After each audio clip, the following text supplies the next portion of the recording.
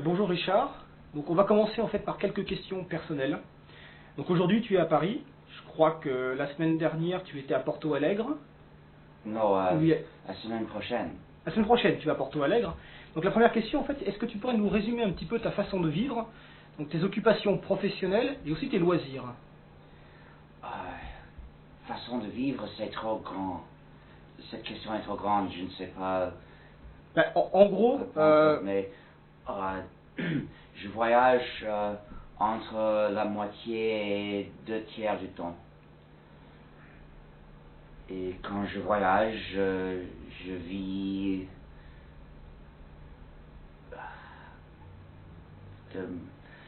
selon les circonstances. Je ne sais pas quoi dire. Mes loisirs, c'est pour la plupart lire, mais aussi manger, parfois écouter la musique. Mais en fait tu travailles beaucoup dans la Oui. journée. Principalement tu fais que travailler. Non, normalement, dans chaque jour, je lis pour quelques heures. Dans le même ordre d'idée, tu as souvent expliqué que ton implication dans le projet, dans le mouvement du logiciel libre, faisait que tu avais renoncé à un certain nombre de choses dans la mode de vie de l'Américain moyen, comme par exemple les enfants, avoir une maison, etc. Avec les différents prix que tu as reçus. Mais oui. Quant aux enfants, il ne s'agit pas de renoncer parce que je n'ai aucune envie. Tu n'as aucune envie de renoncer aux enfants? Non, d'enfants. Ah, tu n'as aucune envie d'enfants. Parce que la question en fait... Pour moi, il paraît tout à fait dégueulasse d'avoir des enfants. Ne pas pouvoir dormir, il faut dépenser tout le temps pour ramasser de l'argent pour... dégueulasse. On n'a pas même le temps dans la journée de voir les enfants. D'accord. Donc tu penses en fait que... Si on a envie de voir les enfants. D'accord. Donc tu penses en fait que le fait d'avoir des enfants serait une limitation à ton activité dans le mouvement du logiciel libre? Oui, mais s'il n'était pas cette activité, ce serait une autre. Quelque activité. C'est une limitation dans la vie et je n'ai pas envie d'être lié comme ça à n'importe quoi. Sauf peut-être le mouvement de logiciel libre qui vaut la peine. L'argent que tu as reçu aurait pu te permettre éventuellement de changer? Non, je crois que non. Je n'essaie pas de gagner assez d'argent pour les choses dont je n'ai pas envie. Je ne serais pas contre avoir une voiture. Une maison, je n'ai pas envie, mais un appartement, si. Je n'ai pas envie d'une maison parce que ceux qui possèdent une maison à Boston apprennent à détester la neige. Parce qu'ils doivent nettoyer les chemins et pour ça ils détestent la neige ou la neige. La neige. Ouais. Et moi j'aime la neige et je ne veux pas changer cette émotion. Et où vis-tu à Boston alors? À Cambridge. Cambridge, mais dans un appartement Je loue une chambre dans une maison. En France, tu définis souvent le logiciel libre par liberté, égalité, fraternité. Est-ce que tu mettrais une notion plus en avant qu'une autre dans ces trois notions de liberté, égalité, fraternité? Liberté. Liberté? Surtout, parce que les deux autres suivent comme conséquence de la liberté offerte à tout. On va passer à quelques questions plus sur l'utilisation que tu fais de l'informatique. Quelle distribution GNU Linux utilises-tu? Debian. Debian. Quel navigateur web utilises-tu? Je n'utilise pas. Tu n'utilises pas? Non. Pour quelle raison? C'est une pénitence personnelle que je ne veux pas décrire plus que ça, mais pour ça, je navigue pas, mais j'ai deux, sauf dans le site de GNU. Et pour faire ça, si je veux, ou si je veux convertir un fichier HTML pour le regarder, je possède Lynx et Mozilla. D'accord. Quel gestionnaire de fenêtres utilises-tu? Normalement, aucun, Aucun. parce que je préfère le mode de texte. La conception d'un ordinateur de façon globale fait appel à des connaissances en physique et en électronique. As-tu des connaissances dans ce domaine-là? À quelques points, parce que j'ai étudié la physique à l'école et j'ai appris par lire les livres de l'électronique. D'accord. Donc à un certain point, mais je ne pouvais pas concevoir un ordinateur pratique. Donc, tu es avant tout programmeur. En tant que programmeur, quel est ton langage préféré ou la classe de langage préférée? J'aime bien le Lisp, mais aussi le langage C. Pour les choses qui doivent marcher rapidement, je préfère C. Où il n'y a pas besoin de toute vitesse, je préfère Lisp, le langage le plus puissant. D'accord. Et est-ce qu'il y a des langages que tu connais mais que tu n'aimes pas pour une raison précise? C++ est très laid. Beaucoup d'erreurs de conception dans ce langage.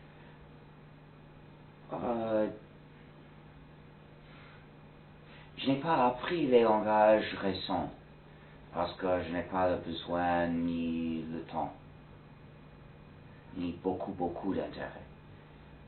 Si j'avais beaucoup de temps, bien sûr, je voudrais les apprendre. Dans cette classe, j'inclus Java, Perl, Python. Je n'ai pas appris. Et quel est ton avis sur Java? Je n'ai pas beaucoup d'opinion parce que je ne connais pas ce langage. Mais- De base, c'est évident qu'il est moins puissant que Lisp. Mais dans sa classe de langage, peut-être c'est bon. Comme langage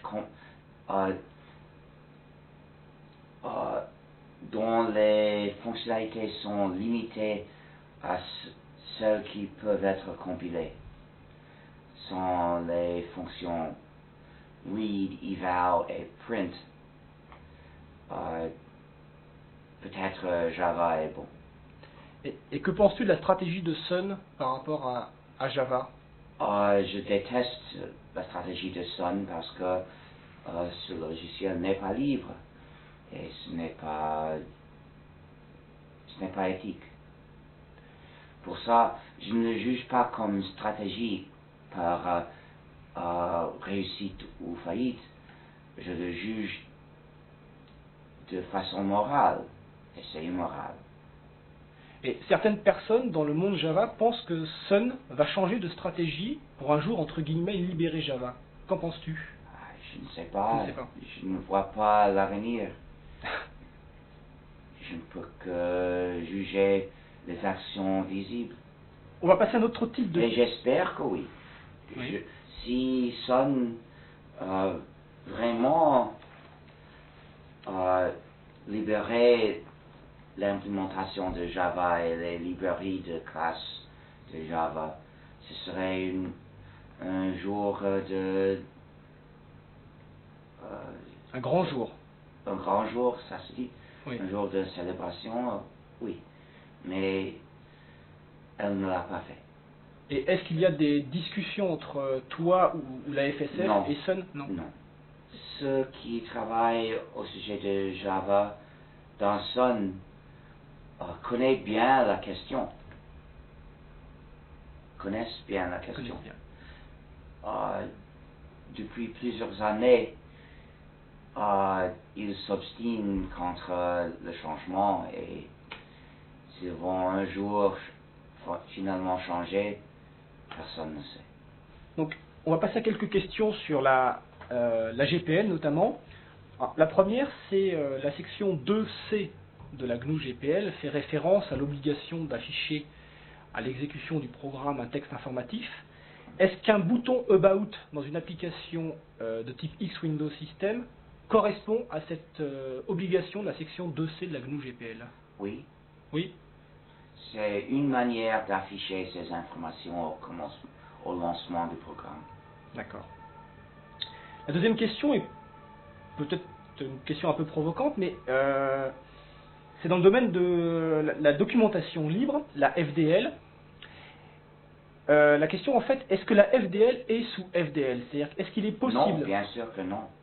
Alors, justement, la question qui est posée, c'est que ça semble, apparemment en tout cas, en contradiction avec la liberté que prône Pas la du tout. FSF, non? Parce que nous recommandons la FDL pour les manuels techniques, pas pour les contrats, pas pour les licences, pas pour les constats personnels, pas pour... il y a des genres d'œuvres selon leur utilisation, selon leur but. Pour les œuvres destinées à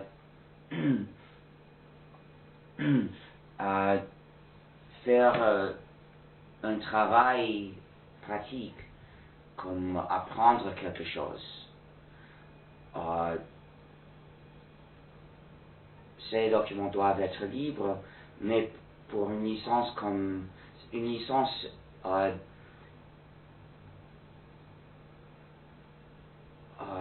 dit les intentions de quelqu'un. Et les intentions de quelqu'un ne doivent pas être modifiées par quelqu'un d'autre. Ce qui explique le fait que pour tes textes, par exemple, ils ne sont pas sous GFDL, Pour mais les textes sous sur copie les verbatim. questions politiques ou philosophiques, non. Mais les manuels techniques, oui. D'accord, c'est clair. Tu as lancé le projet GNU en 1984. Donc en 2004, c'est les 20 ans. Est-ce qu'il est prévu une sorte d'anniversaire pour fêter les 20 ans? Non, mais peut-être ce serait une bonne idée. Est-ce que tu peux me promettre de ne pas l'oublier? Je te promets de ne pas l'oublier. On y reparlera dans 3 ans. Parce que il faut penser à cette question peut-être Bien en avance. 9 mois Oui. en avance. D'accord. Parce que ce serait en janvier. Parce que j'ai lancé moi, j'ai commencé le travail en janvier 84. Mais j'ai proposé le projet quelques mois avant. Donc, quel anniversaire? Mais quelle est la date pour toi du lancement du projet GNU? Est-ce que c'est le... Pour moi, je pense normalement au jour où j'ai vraiment commencé le travail. Pas le jour où j'ai publié l'annonce. Donc, c'est en janvier. 84. Oui. D'accord. Alors, est-il possible de faire, c'est une question à nouveau sur la GPL, est-il possible de faire des modifications que l'on ne distribue pas à un logiciel GPL, c'est-à-dire un logiciel qu'on va utiliser à l'usage privé, sans contrevenir à la GNU GPL? Bien sûr. Alors, par extension... C'est un des droits de l'utilisateur défendu par le mouvement. Parce que le droit de faire des changements pour votre utilisation personnelle ou le droit de le faire dans une entreprise pour l'utilisation dans l'entreprise sans jamais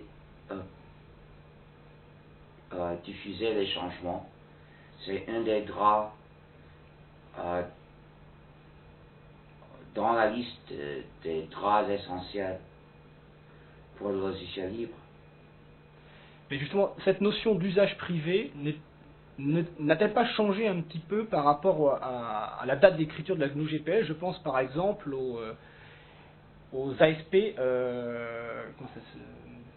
Application Service Mais Providers. selon mon opinion, ce n'est pas une utilisation privée. D'accord. C'est l'utilisation par le public. Donc nous cherchons à une manière de changer la GPL pour imposer aux ASP l'obligation d'offrir le code source aux utilisateurs de leur service. Et ça, ce sera par exemple une des modifications incluses dans la GPL version 3. Peut-être. Peut-être. Est-ce que d'ailleurs cette GPL version 3, la date de sortie ou est planifiée? Non. Non. Ce serait idiot. On publie quelque chose, une œuvre, quand il est prêt. Mais le travail sur cette version a déjà commencé depuis longtemps. Oui. D'accord. Et maintenant, notre avocat pense à comment écrire cette condition. Mais ce n'est pas évident. C'est un travail difficile parce que personne ne l'a fait. Et il n'est pas évident si les lois de droit d'auteur supportent une telle condition. L'un des rôles de la FSF est de défendre le logiciel libre d'un point de vue juridique. Et une des questions qui est posée, si Microsoft prenait le code source d'un logiciel sous GNU GPL et le modifiait pour en faire une version propriétaire, la FSF pourrait-elle aider le développeur à faire respecter ses droits dans ce cadre-là? Aurait-elle les moyens? Si la FSF était le développeur, Oui. je pense que oui, parce que nous aurions la possibilité de gagner beaucoup d'argent comme dédommagement. Oui. Et nous possédons de l'argent pour payer des avocats, oui. Donc tu penses que la FSF pourrait défendre ses droits face à quelqu'un comme Si Microsoft? la FSF est le détenteur du droit d'auteur, parce que c'est le détenteur qui doit le faire, les autres ne peuvent pas le faire. Et si un auteur de logiciel libre vient voir la FSF pour lui demander de l'aide dans une démarche similaire? Dans un tel cas, nous essayons d'aider, mais pas avec grande quantité d'argent. Nous pouvons défendre le droit d'auteur et donc les conditions, les obligations de la GPL pour un programme si quelqu'un nous l'a donné d'avance. Nous ne pouvons pas accepter l'obligation de défendre ces conditions pour tout le logiciel libre du monde, parce que c'est trop. Un développeur doit décider d'avance s'il veut le faire lui-même ou le donner à la FSF pour le faire.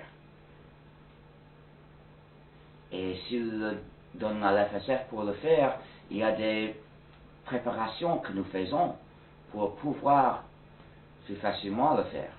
Justement, on parle de la FSF. Pour beaucoup de gens, la FSF et RMS, c'est la même chose. Est-ce que tu pourrais un peu décrire le fonctionnement actuel de la FSF? Je ne sais pas le dire de manière, de façon simple, parce que il y a beaucoup d'activités. Mais il y a la publication des livres, il y a les gens qui travaillent dans la vente des livres. Oui. Il y a aussi l'entretien des serveurs pour la distribution de logiciels et des pages. Aussi,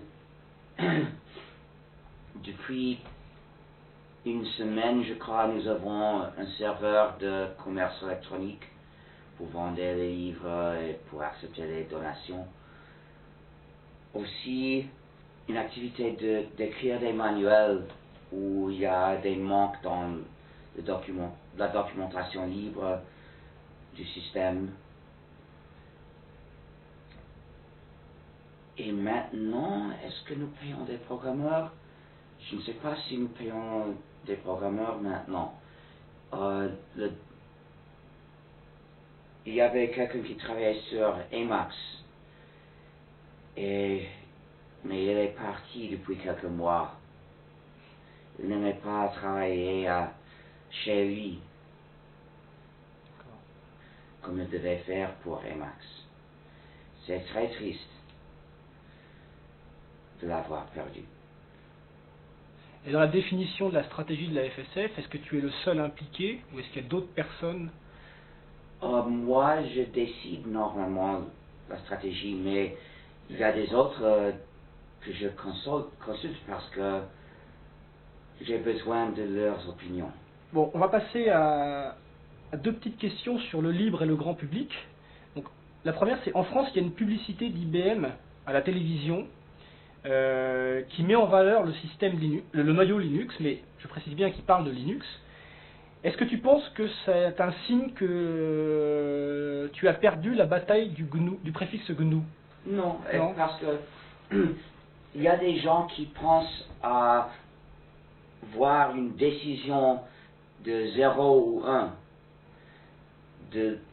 qui pensent qu'il y a un nom de système, que ce nom doit être l'un ou l'autre, que je dois soit gagner, soit perdre cette question. Mais c'est une erreur parce que il y a des gens qui appellent le système GNU et Linux, il y a des gens qui appellent le système Linux tout court, bien que c'est incorrect. Les gens qui font l'erreur, qui diffusent l'erreur, sont les majoritaires, bien sûr, comme ils étaient toujours. Mais il y en a qui diffusent la correction. Et je ne crois pas que la fraction diminue. D'accord. Et parfois je convainc un autre et j'essaie avec des autres. Donc l'idée n'est pas perdue. Alors, justement, en parlant d'IBM, même si IBM ne parle pas de GNU, que penses-tu de l'implication d'IBM dans le monde du libre, à la fois d'un point de vue purement, je dirais, pour le libre, mais aussi pour le grand public? IBM qui investit beaucoup. IBM nous aide de quelque façon, mais aussi fait des choses nuisibles, Oui. comme le développement de logiciels propriétaires. Donc les deux. Et est-ce que tu penses que pour le grand public, il est important qu'un grand de l'industrie comme IBM mette en avant le libre dans ses publicités? Elles peuvent nous aider comme ça. Nous n'avons pas besoin essentiel de leur aide. Donc, il faut éviter l'erreur de supposer que nous sommes désespérément dépendants des décisions des grandes entreprises.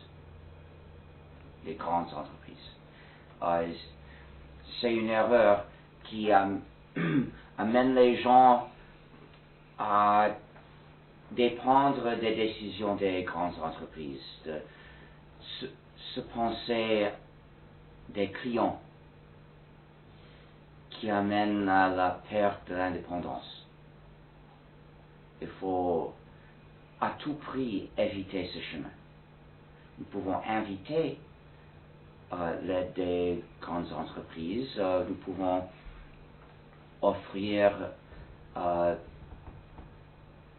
leur offrir la coopération, mais nous devons rester prêts à poursuivre notre chemin sans elle. On pourrait dire que de nombreuses personnes découvrent l'informatique par l'informatique dans leur entreprise. Or, aujourd'hui, il n'y a pas vraiment non, de... chez eux. Oui, mais... Normalement, c'est chez eux. Normalement, mais beaucoup, en fait, trouvent important d'avoir le même système qu'ils ont chez eux que dans l'entreprise. Or, aujourd'hui, il n'y a relativement pas de système libre utilisable par des non-initiés. Est-ce que tu penses qu'un jour ou l'autre, des systèmes libres seront utilisables par des non-initiés? J'espère, c'est la raison d'être de GNOME. Rendre des systèmes faciles à utiliser pour les gens qui ne sont pas informaticiens. Et question, est-ce qu'un jour Emacs pourra être utilisable par un non-initié? C'est déjà utilisable. Déjà utilisable? Oui. D'accord. Et ce n'est pas seulement une supposition. En France, un groupe de travail a été mis en place, des gens ont décidé de demander à l'UNESCO le classement des logiciels libres comme patrimoine mondial de l'humanité. Qu'est-ce que ça veut dire exactement? Alors c'est une sorte de reconnaissance officielle de l'UNESCO, qui est une organisation internationale, que quelque chose fait partie du patrimoine mondial et donc doit être protégé, comme par exemple des statues. Protéger des brevets informatiques? Protéger de tout, voilà, protéger de l'appropriation générale. Que penses-tu de cette initiative? Comme idée générale, ça me paraît correct. C'est vraiment une patrimoine humaine. Comme décision juridique, je devrais regarder les implications exactes avant de rendre une opinion. Parce que dans les détails, il pourrait y avoir des problèmes ou non. C'est une question de détails. Donc, c'est pour ça que j'ai demandé qu'est-ce que ça veut dire exactement. Parce que si c'est une idée générale, pas de problème. Si c'est une décision juridique avec des conséquences spécifiques, il faut regarder ces conséquences. Donc la question était en fait de savoir si tu penses que le noyau Hurd aurait pu prendre la place actuelle qu'a le noyau Linux, si celui-ci, le noyau Hurd, avait été conçu de façon monolithique. Peut-être, qui sait. Mais ce que je sais est que le noyau Hurd fonctionne maintenant. Il y a même un groupe d'utilisateurs de GNU et Hurd. Tout à fait, mais l'un des problèmes de reconnaissance du projet GNU est le fait que le noyau Linux, oui, quelque mais part... Qui peut savoir quoi pourrait... qui pourrait avoir lieu si on a agi différemment? C'est impossible de savoir. D'accord. Mais d'un point de vue technique, que réponds-tu à Linus quand il affirme que les micronoyaux sont à la fois moins performants et plus difficiles à concevoir? Peut-être c'est vrai. Mais maintenant, la différence de performance ne signifie pas grand-chose. Et quant à la difficulté possible de la conception, peut-être c'était pour ça que c'était un grand travail, mais le travail est déjà fait. Donc cela n'empêche pas le Hurd d'être intéressant à utiliser. Et il y a des fonctionnalités intéressantes qui sont conséquences de la conception de Hurd. Et est-ce que toi, directement, tu as participé à la conception du Hurd? Non. Non. Alors, il y a une question qui est concernant RTAI, qui est un programme qui est sous LGPL, mais qui a un problème avec les licences du FSM Labs, concernant RT Linux. Et la question, c'est sur la position de la FSF par rapport à FSM Labs, et l'aide que peut apporter la FSF à ses développeurs. À quels développeurs? Les développeurs qui utilisent RTAI. En fait, la position de la FSF par rapport à ça n'est pas très... Nous ne pouvons rien faire pour... Ce que nous pouvions faire était d'utiliser le fait de ce que FSM Labs a diffusé une version modifiée de Linux qui est sous la GPL sous une licence de brevet. Et comme ça, nous pouvions leur montrer que la contradiction entre la GPL, la licence de Linux de base, et leur licence de brevet. Et comme ça, nous pouvions, je ne sais pas le dire. Dis-le en anglais. We were able to pressure them, show them the need, not exactly force, not as strong as force, but make them. Because it wasn't we didn't use force, but we made it, we showed them that the situation required them. we use publicity, we use concerns about legal action someday, and to make them respect the GPL. Okay. C'est parce que Si je répète cela en français, c'est nous n'avions pas de moyen de les forcer à prendre cette décision et nous avons choisi de faire pression sur eux, à la fois en tentant de les convaincre, en leur montrant le besoin qu'il y avait pour eux oui, de respecter. nous avons fait une pression pour leur faire respecter la GPL dans leur licence de brevet. Mais nous n'avions aucune manière de leur faire rendre leur licence de brevet compatible avec la LGPL. Parce que cette entreprise n'avait pas envie de sortir une version modifiée d'un programme sous la LGPL. Donc la LGPL ne signifiait rien pour elle. Et aussi, elle avait une raison très importante pour ne pas le faire. Donc ce aurait été beaucoup plus difficile.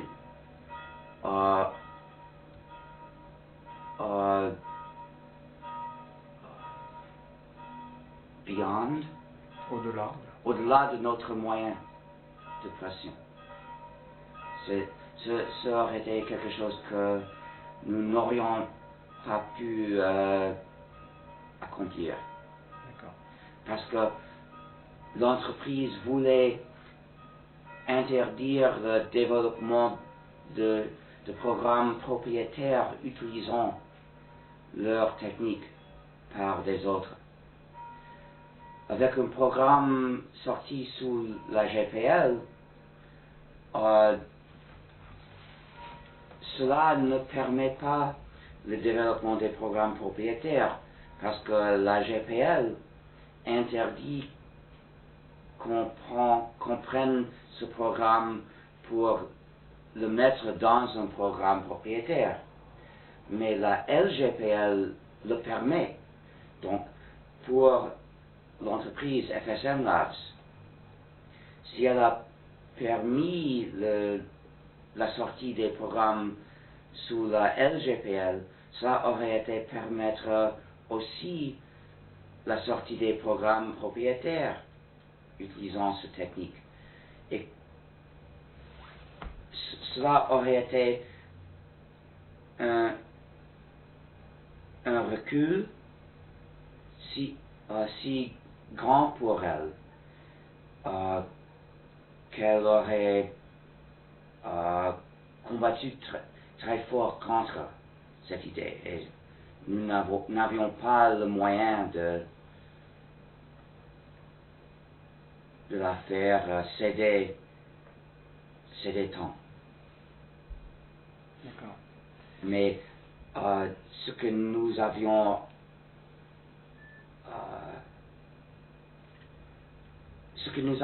obtenu était beaucoup plus facile. C'était pour ça que nous avons pu l'obtenir. Tu t'es présenté à la GNOME Foundation dernièrement. Tu es en train de suivre le processus pour devenir développeur Debian. La suite, c'est quoi? Je ne sais pas exactement. Je veux, dans un an, me présenter de nouveau comme candidat pour le conseil d'administration de la fondation GNOME. Et peut-être, avec un an de me connaître mieux, en lieu des mythes qui m'entourent, peut-être je puis gagner cette fois. Alors, tu penses que le rejet de ta candidature est lié au mythe? Oui, parce qu'il y a des mythes qu'on peut voir, qui circulent. Mais parmi les mythes, il y a l'idée de ce que je suis le pire diplomate du monde et que c'est impossible de discuter les choses avec moi. Mais j'ai montré avec mes messages dans la discussion que la vérité est le contraire. Et comme ça, je suppose que les gens, par même mes réponses aux attaques, sans contre-attaquer, en lieu de contre-attaquer, en lieu d'attaquer les gens qui m'attaquaient dans cette discussion, j'ai gardé le calme et j'ai expliqué les faits. D'accord. En parlant justement de diplomatie, lors de ton dernier voyage à Paris, tu as rencontré Noël Mamère, donc candidat à l'élection présidentielle en France. Comment vois-tu ton influence sur le débat politique en période préélectorale et notamment sur le brevet logiciel? Penses-tu pouvoir avoir une influence à ce niveau-là? Je ne sais pas. J'espère pouvoir changer le résultat sur les brevets informatiques. J'espère aider les gens en Europe qui se battent contre les brevets informatiques. Moi, je suis... Tu n'es pas la principale personne à agir, tu es là comme soutien. Oui, je suis un soutien. Un soutien. Pour ceux qui les gens d'Europe. Pour les Européens, voilà. Et justement, est-ce que tu as eu l'occasion dans d'autres pays européens de rencontrer des gens de la même posture, je dirais, enfin de la même position que Noël Mamère, c'est-à-dire candidat à des élections? Je ne sais pas. Que je sache, non. Non. Les hommes politiques sont prêts à te rencontrer, on le voit bien en France. En France, oui. Mais pourquoi pas dans d'autres pays? Dans les autres pays, je ne le vois pas. Je serais bien d'accord à le faire, mais il n'y a pas de demande. Où est-ce que tu placerais la limite entre la liberté et la censure, au niveau FSF notamment? L'FSF, c'est une organisation privée avec une but politique. Donc, juste comme Greenpeace ou la Ligue des droits de l'homme, nous décidons quoi dire. Nous. Pour les autres peuvent dire ce qu'ils veulent. Quand nous disons quelque chose, quand nous publions quelque chose, cet article, cette œuvre doit s'accorder à notre position. Mais les autres sont libres de dire le contraire. Bon, ça répond à la question en fait. Et comment tu définirais, peut-être plus précisément, le but politique de la FSF? Diffuser les libertés aux utilisateurs de logiciels. Ok, c'est simple. On a une question qui est plus liée sur... je sais que c'est pas forcément le sujet que tu préfères, l'économie, mais quel est l'intérêt du logiciel, enfin, quel est l'intérêt pour une société de services en informatique d'utiliser ou de développer des logiciels libres? Le logiciel libre est utile pour ces entreprises parce qu'elles peuvent le changer.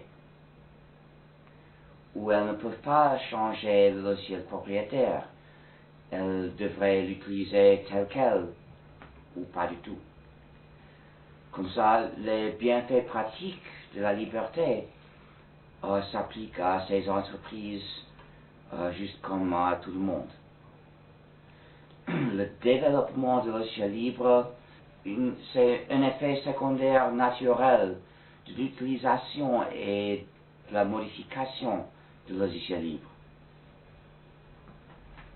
Mais aussi c'est un des intérêts des gens qui travaillent dans ces entreprises. Une telle entreprise peut facilement attirer les gens qui sont idéalistes pour le logiciel libre par leur offrir la possibilité de chasser, rejeter le logiciel propriétaire. Mais ces gens désirent la possibilité de développer le logiciel libre aussi. Leur offrir cette possibilité est une des manières de les attirer à travailler pour elles. Et est-ce que tu penses que la situation du logiciel libre ces dernières années s'est améliorée et est-ce que ça va continuer à s'améliorer? Je ne sais pas, parce que la situation comprenne beaucoup de questions, beaucoup de détails dans beaucoup de pays du monde. Et je ne passe pas le temps par surveiller les développements. Donc, je ne sais pas répondre. Il y a des changements que je vois. Il y a le danger de brevet informatique, mais est-ce que ce danger est plus grand ou plus petit maintenant par rapport à il y a 2 ans? Je ne sais pas. La décision en Europe peut-être s'approche, mais qu'est-ce que sera la décision? Je ne sais pas. Donc si c'est une amélioration ou une... qu'est-ce que c'est le... Ou si cela empire la situation. Ou un recul. Un recul, je ne sais pas. Il y a, je suppose, une plus grande quantité d'utilisateurs. Je crois que les desktops comme GNOME s'améliorent et donc que le système est plus facile à utiliser pour les non-informaticiens. Ça, c'est une avance. Une avancée. Une avancée. Oui. Mais moi, je ne suis pas le progrès à ce niveau. D'accord, Je ça c'est prêt. Ouais. fais attention et les décisions à prendre par les résultats. Quand tu parlais des brevets logiciels, c'est clairement un changement juridique, en tout cas en Europe, qui serait un frein au logiciel libre. Il y a un recul que je vois, la traité cybercrime. C'est vraiment C'est vraiment un recul. c'est un recul, c'est une attaque aux libertés des citoyens européens, mais parmi beaucoup d'attaques aux libertés, il y a un changement juridique qui s'applique au logiciel, qui interdit le logiciel comme DECSS. Donc c'est un coup contre le logiciel libre. Alors, là, on parle de lois qui sont des coûts portés au logiciel libre. Dans le programme gouvernemental, enfin, du Parti socialiste en France, c'est-à-dire pour la candidature à la présidentielle, certains voudraient mettre en place ce qu'ils appelleraient, je mets des guillemets, une loi Linux.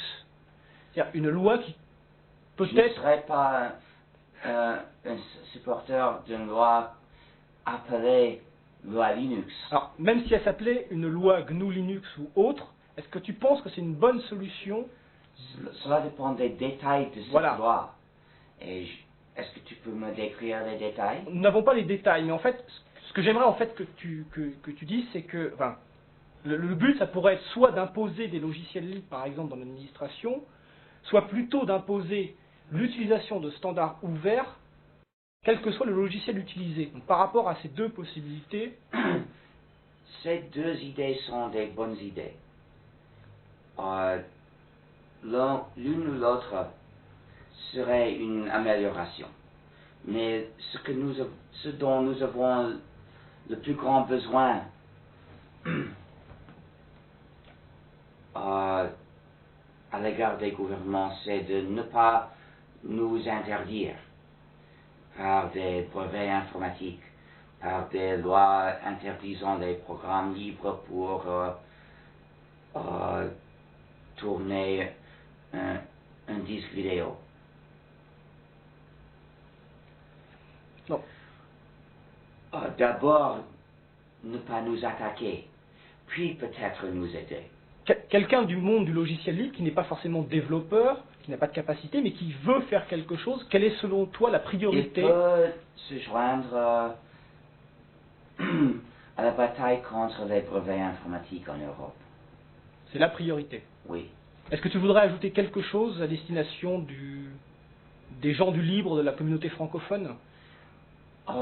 Si quelqu'un veut faire un tout petit travail pour nous aider, le plus petit travail qui peut nous aider, c'est d'appeler le système GNU et Linux.